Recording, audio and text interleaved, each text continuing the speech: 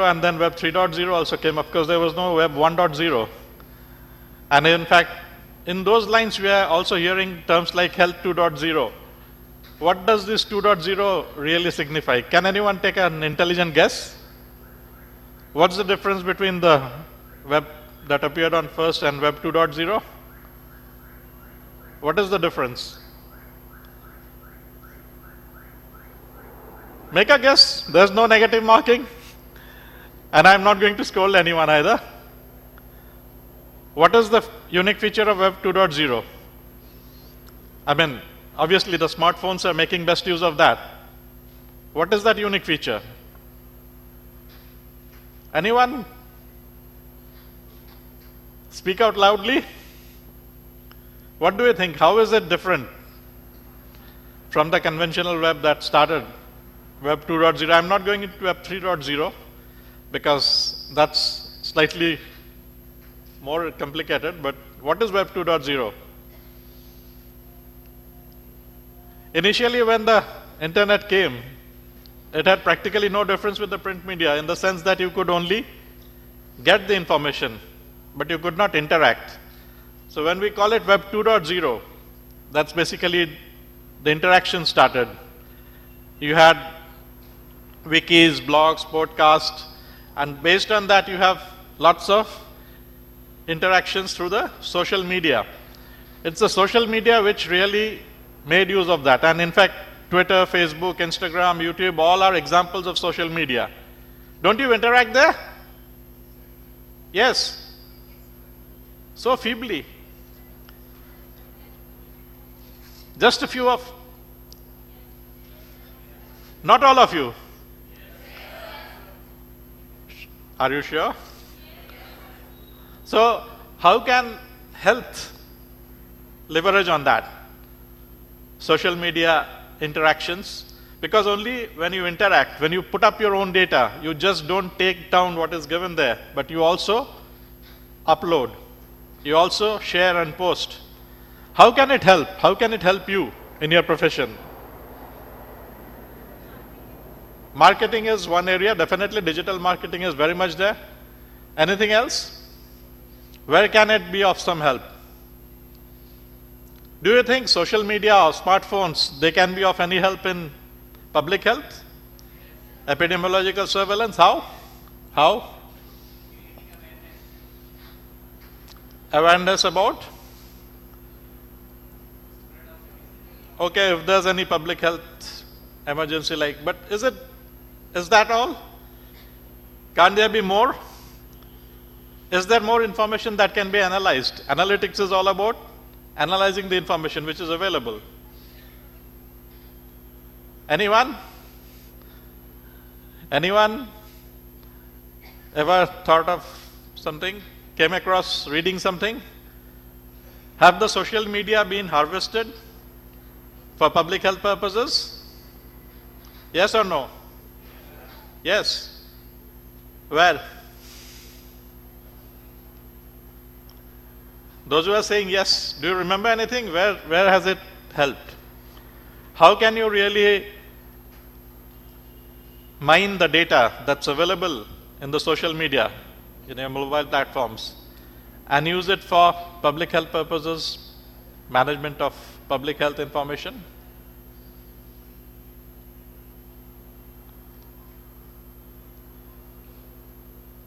Anyone knows of any case studies?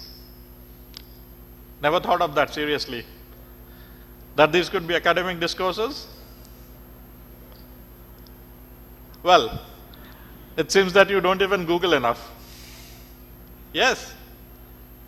Anyone trying to say something? I'm not sure, but if you go through it, go back right now. And in fact, those of you who are already online, I think all of you are having your smartphones with you. You can see that there have been cases where the social media messages, by mining through that, by the CDC Atlanta, even using Google, they have actually found that there's a chance of some epidemic.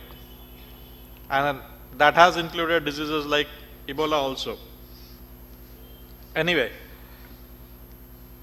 Now, yesterday there was one very important session, and I think, how many of you were there during Mr. Akhilesh Mishra's session? All of you were there. So one of the questions he asked was, which is the most important thing for sustainable? Because here we are imagining sustainable future. Government regulations. That is the top-down approach.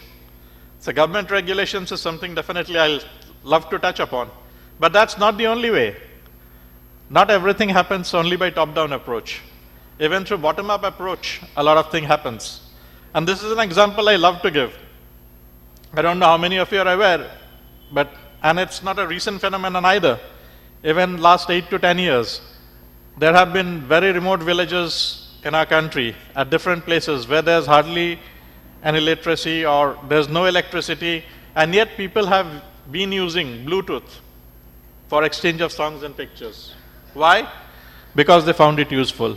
Not because someone went to do some marketing or people were selling things. So even if they don't have electricity, so all the mobiles of the village are collected and maybe taken by a boat to the district headquarters, charged their whole day and brought back in the evening, and then they use it. But they use it. In fact, that's precisely what's going to happen, this user demand.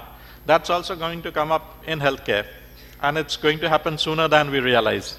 And when we are talking about this, the user demands that if my records are not interoperable, if I go to a hospital and then to another and I can't fetch my records, I don't have access to them, then I'm not going to come to your hospital. Obviously, that will work wonders. That will be more effective than just the regulations where you have compliance. And you see, regulations come, implementation of regulations are also a problem, but then people do go up in arms against that. So, user demand, that is the bottom-up approach, and that's something very, very important that is going to happen very soon. So, when you have this information through various platforms, including the mobile, as I said, I think social media has really been contradicting the mainstream media in a big way.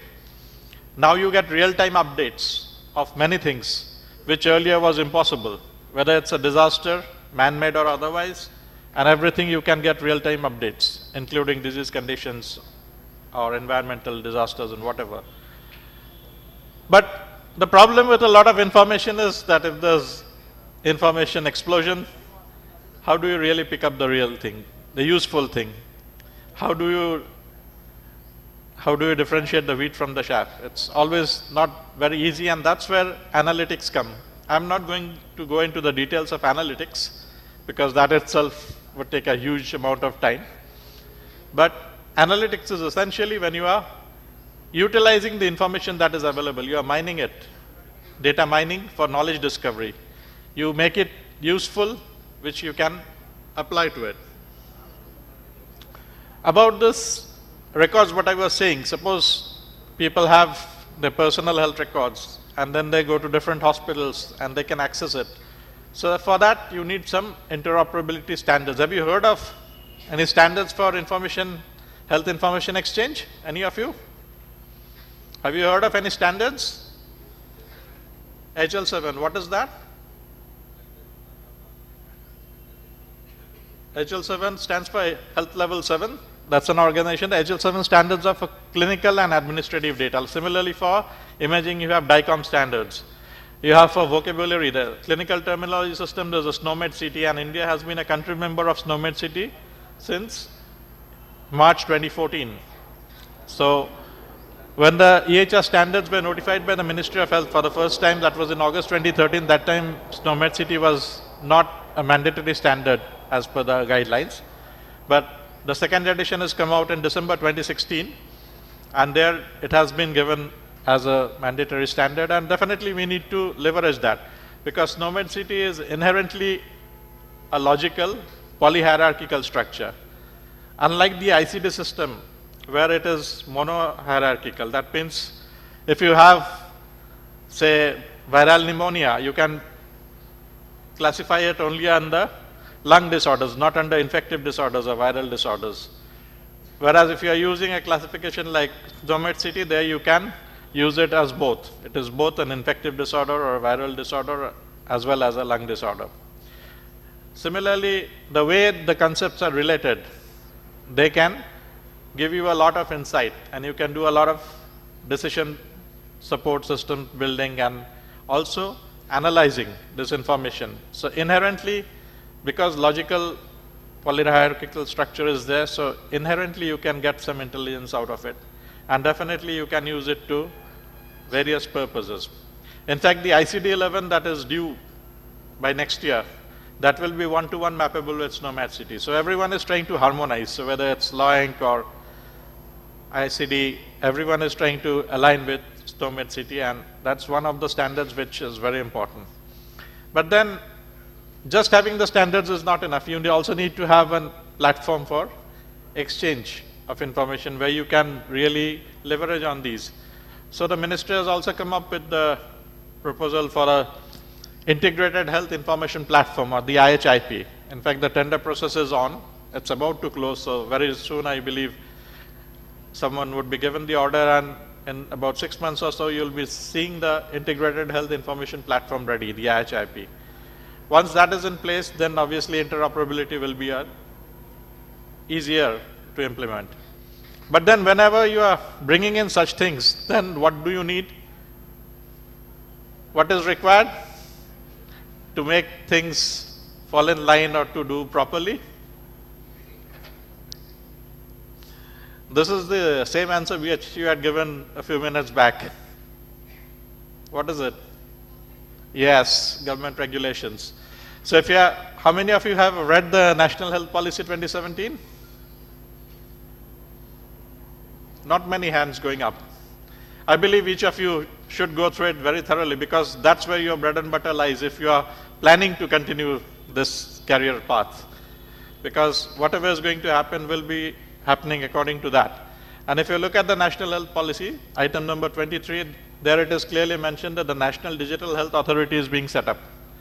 And once this National Digital Health Authority is being set up and the process is on for that, you'll be having the rules of the game. So you'll be knowing what are the regulations, how you are going to employ the standards, what would be the criteria, how you can do those things, the nitty-gritties. The devil lies in the details, and those are the things that you come to know. So if we now we can come to a very clear-cut example. I come back to the question I had asked in the beginning. How many of you had seen the post in Pradanya on the Facebook page? I had actually given a case study. In fact, I had given 2 links. Can anyone say what were the 2 links? One was a case study put out by the WHO as a part of the Be Healthy, Be Mobile program with ITU. A case study on Kenya. What was the other? No one remembers. So those of you who have seen the posts also didn't read it. So you just saw that there's a post there. This way, we are using mobile, but analytics is not in our mind. We don't even try to understand what is there. And if there's a link, obviously there's a purpose to have been given. So if you look at the African story, African success story, how they have really revolutionized many things through the mobile technology, especially in healthcare. I'm not going to repeat that, but coming to the Indian scenario, so it started with the Quit Tobacco cessation program, how the mobile pipeline for COPD, chronic obstructive pulmonary disease, and also there would be for aging. There are various programs in the pipeline where mobile technology is being used for public health support. And I would urge you, if you get time, do go through the links, explore those. Those are there not just for show. Just go through it, you'll get an idea.